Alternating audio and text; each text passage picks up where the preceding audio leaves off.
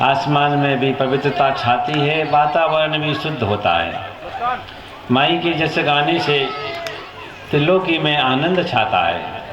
अभी बड़ा प्यारा भजन सुना, प्रार्थना की हमने मैया से। आइए अब हम नर्मदेश्वर भगवान की कथा सुने। बड़ी प्यारी कथा है सज्जनों, ये बड़ी दिव्य कथा है और बड़ी अलौकिक कथा है। इसका रहस्य बड़ा विचित्र है। ये नर्मदेश्वर कैसे बने, जैसे शालिग्राम कैसे बने, ये कथा है। शालिग्राम कैसे बने? गंडकी नदी में आए, तो गंडकी नदी में कैसे आए? वो गंडकी नदी से जो भी पत्थर निकलते हैं वो शालिग्राम, और नर्मदा जी से जो निकलते हैं वो नर्मदेश्वर। तो आखिर ऐसी कोई क्या कथा, ऐसा क्यों हुआ, क्या हुआ, ये बहुत समझने की बात है। और नर्मदेश्वर भगवान और शालिग्राम भगवान ऐसे हैं सज्जनों, इनकी प्राण प्रतिष्ठा नहीं कराना पड़ती। हाथ डालो, निकालो और रख दो, प्राण प्रतिष्ठा की जरूरत ही नहीं, सीधी पूजा शुरू, शिव जी के पास जाएगी। शालिग्राम जी को गंडकी नदी में हाथ डालो, निकालो, घर पे रखो, पूजा शुरू। आपको वो करने की जरूरत नहीं है प्राण प्रतिष्ठा की। इतनी महिमा है शालिग्राम जी की और नर्मदेश्वर की। तो नर्मदेश्वर साक्षात नर्मदा में जो है वो नर्मदेश्वर, गंडकी नदी में है वो शालिग्राम। इन दोनों की बड़ी विचित्र कथाएं हैं। उधर मेरे नारायण ने लीला की और इधर मेरे शिव ने लीला की। अब वो समझना बहुत जरूरी है। बोलो शंकर भगवान की जय जय। सज्जनों ध्यान से सुने। एक बार क्या हुआ, बहुत बड़े विद्वान ब्रह्म ऋषि ब्राह्मण परिवार विद्या अर्जन करके, वेद अध्ययन करके और अपने गृहस्थ जीवन में प्रवेश किया, तो पूरे कुटुंब के कुटुंब पूरे वेदांती थे। शादी करने के बाद विदुषी उनकी धर्मपत्नियां मिली, तो उन सबके मन में आया कि नर्मदा किनारे जाके जंगल में छोटी सी बांसों की घास फूस की बस्ती बना के और हम सब परिवार वहाँ पर रहें और यज्ञ करें, अनुष्ठान करें, जाप करें और नियम से रहकर नर्मदा किनारे ही रहें। वहीं भजन पूजन जाप जो भी सब कुछ करना हो वहीं करें।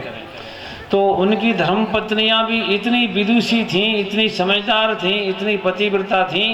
उन्होंने कहा कि हमारे पतिदेव जो करेंगे हम भी उनका पूरा साथ देंगे और पूरा पतिव्रत धर्म का पालन करेंगे।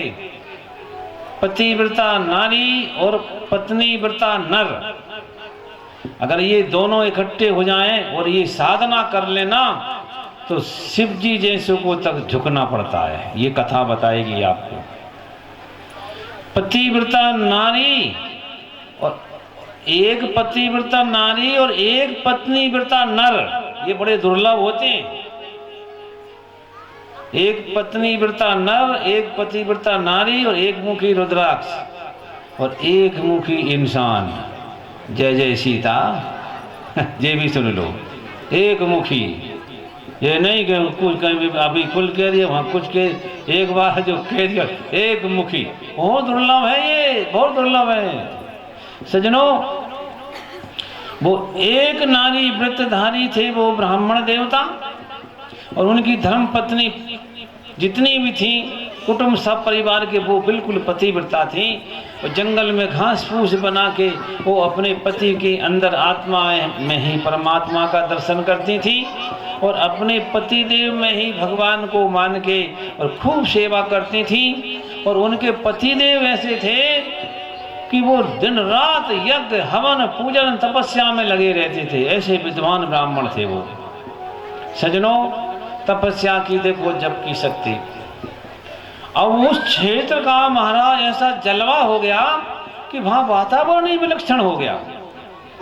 वो ऑटोमेटिक ऐसे ऐसे पेड़ पौधे वहां पर आ गए और जम गए, ऐसी दिव्यता लिए पक्षी आ गए, ऐसी वातावरण बन गया, हवा आ गई और बादल ऐसे हो गए, ना ज़्यादा सर्दी ना ज़्यादा गर्मी, सुंदर ठंडी ठंडी, और एक दिव्य खुशबू महक रही है, दिव्य आभा महक रही है उस क्षेत्र की।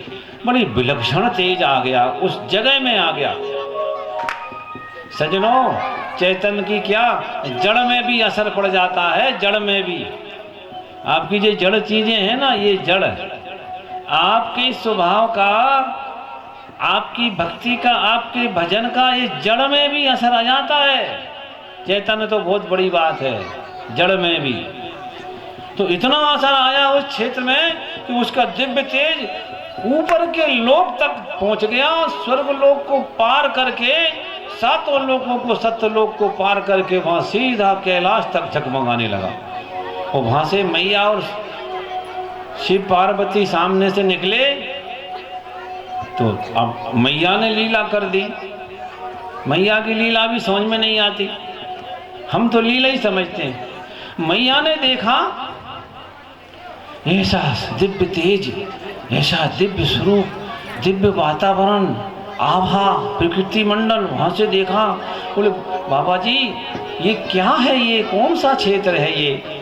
तो मेरे भोलेनाथ कहते हैं देवी जी ये बहुत दिव्य क्षेत्र है, बल्कि इसकी चमक तो हमारे लोक तक आ गई। कि हाँ आ गई। तो क्या जे हमसे भी आगे निकल जाएंगे? कि बिल्कुल निकल जाएंगे। देखो इंसान की हस्ती, हमसे भी आगे निकल जाएंगे कि निकल जाएंगे। बोले हम तो पूरे विश्वनाथ हो आप, मैं आपकी घरवाली हूँ, पूरी आद्य शक्ति हूँ, हमसे आगे ये निकल जाएंगी? कि बिल्कुल निकल जाएंगी। क्यों? बोले देवी ये सारी की सारी इनके कुटुंब की पत्नियां पतिव्रता हैं, वो सारे के सारे पुरुष पत्नीव्रता हैं। ये व्रत लेकर भी ये यज्ञ अनुष्ठान जाप नर्मदा किनारे कर रहे हैं। इनका जलवा, इनका तेज हमारे लोक से भी ऊपर चला जाएगा। देवी कहती है महाराज आप परीक्षा लो इनकी, कैसी पत्नीव्रता, कैसी पतिव्रता नारियां हैं। तो शंकर जी कहते हैं देखो देवी, फिर आपसे कहता हूं मैं कि ये ऐसे कामों में पंगा मत करो, इनका नतीजा ठीक नहीं होता।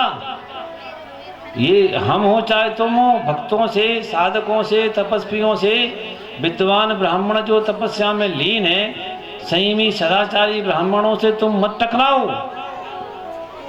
तो देवी कहती हैं महाराज आप तो ऐसे ही किसी को कुछ भी, आपकी दृष्टि में सब भगत ही भगत दिखते हैं। मैं कहती हूँ इनकी पतिव्रता जी हैं, इनकी परीक्षा लो कैसी पतिव्रता है। अब देवी हट पे आई कि इनकी परीक्षा लो। बोले कैसे लूँगा मैं इनकी परीक्षा? बोले एक काम करो, आप अपना कामदेव का रूप बनाइए, वह मोह का रूप बना के, और इनकी जितनी भी जो पतिव्रता नारियां हैं ना, इनके बीच में जाके खड़े हो जाइए, और फिर देखते हैं इनका चित्त कैसा होता है। देखना बात बहुत रहस की है, धीरे धीरे समझना, उल्टा मत समझ लेना। और शंकर जी कहते हैं देवी ये तो आप गलत कह रही हो मुझसे, ये तो मांगी गलत है। वो पतिव्रता नारियां हैं और मैं उनको कामदेव का सम्मोहन का रूप लेके उनके यहाँ जाऊं और उनको उनके पतिव्रता धर्म से उनका मन हटाऊं मैं, ये तो गलत है, ये तो बिल्कुल गलत है। शास्त्र पुराण में इसका नतीजा खतरनाक होता है देवी। तो देवी कहती है महाराज चाहे जो नतीजा हो आप ये बताओ, हमारे मन का करोगे कि नहीं? और अगर नहीं करते तो हम जे चले। जय जय सीताराम। अभी से कहावत बन गई कि भैया जा गई भवानी, अब भवानी रूठ जाएगी, कहावत बन गई कि आ गई भवानी। मतलब अगर दृढ़ता से अगर कह दिया तो फिर हटना नहीं है, फिर उसका नाम है भैया बचाना। और वो भवानी अड़ गई। आप बोले अगर मेरे मन का नहीं करोगे तो मैं ये चली। शिव जी कहते ठहरो ठहरो देवी कहाँ जाती हो? बोले अरे आप जब तक मेरे मन का नहीं करोगे मैं आपके पास में नहीं बैठूंगी, आप जाइए और उन नारियों को तुम अपना परीक्षा करिए।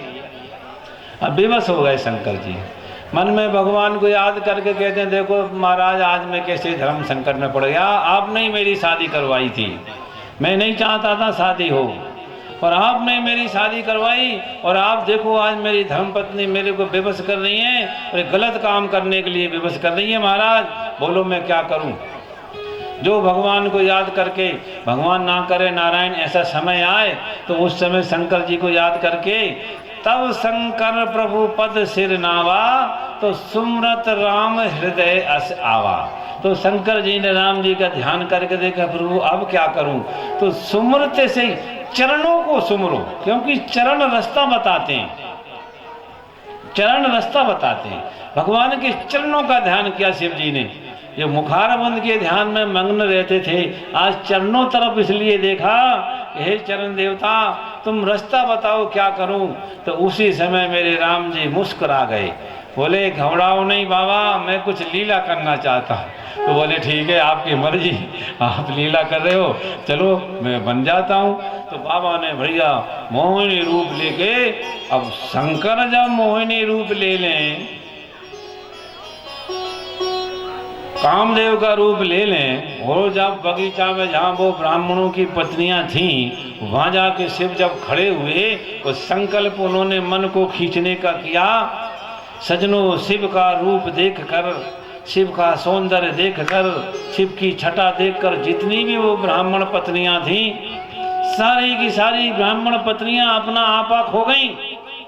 और कोई हाँफने लगी, कोई धांपने लगी, कोई देखती रह गई, कोई शिव जी की ऐसी ऐसी पागल हो गई शिव जी के लिए कि भूल गई सब कुछ, भूल गई सब कुछ कि हम क्या है क्या नहीं है, और शिव जी के प्रति आकृष्ट हो गई भयंकर तरीके से।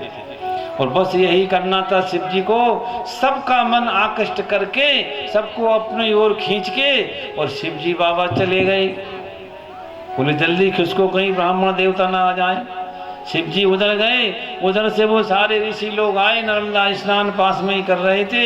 उन्होंने आके जब अपनी स्त्रियों की हालत देखी, वो कहते तुम तो पतिव्रताएं थी, तुम्हारे चेहरे और शक्ल देख कर तुम्हारा सारा तेजी खत्म हो गया, ये क्या हो गया, किसने कर दिया?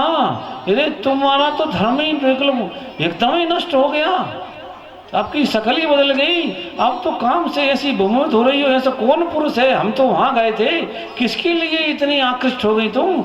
इतनी महान पतिव्रता, तुम्हारा व्रत था, आज तुम्हारा व्रत किसने खंडित कर दिया?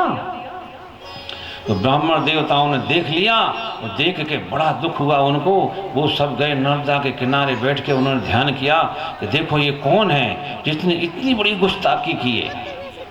तो वो तो खतरनाक पाप है, ये तो गलती, महान गलती है। हम हमारी जगह में तपस्या कर रहे हैं और वो भी नियम कायदे कानून से हम अपना काम कर रहे हैं, ये कौन है जो हमको विचलित करके गया, हमारी पत्नियों को धर्म नष्ट करके गया? तो उन्होंने सबने ध्यान करके देखा तो शंकर जी दिख गए। अरे बोले तुम भी? तो महाराज बोले